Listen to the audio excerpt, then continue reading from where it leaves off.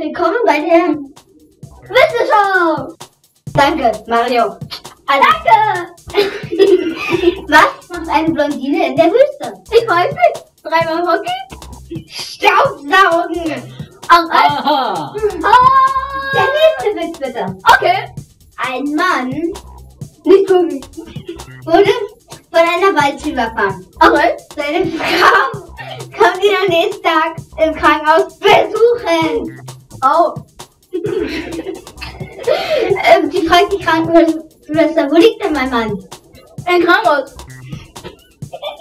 Zimmer 7 bis 12. Achtet.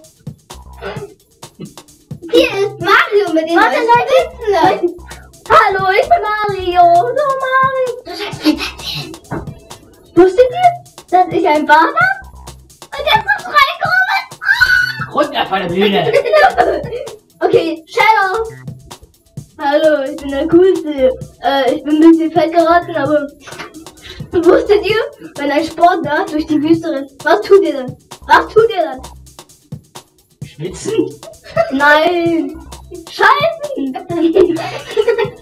Und wusstet ihr, dass Ach so, ist der Sandkasten. die Klappe gewinne. Und der Sandkasten ist so groß wie dein Arsch.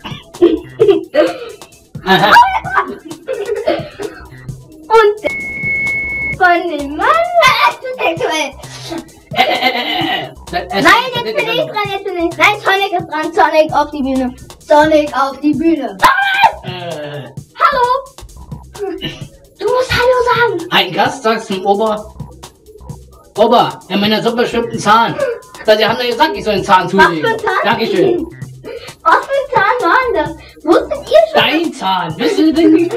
Mein Zahn ist die Quadratzahl von 7. Runter von der Bühne. Und zwar der Mann fragt den Ober. Ich habe jetzt schon 10-mal einen Schnitzel bestellt. Und warum kommt es nicht? Weil es zu doof ist. Wir müssen warten, dass das Schwein stirbt. Na, bei so einer, dann sagt der Ober, na, bei so einer großen Menge dauert das eben ein bisschen. Oder auch nicht. Halt deine Fresse. Okay. Wie groß war denn der Kerl?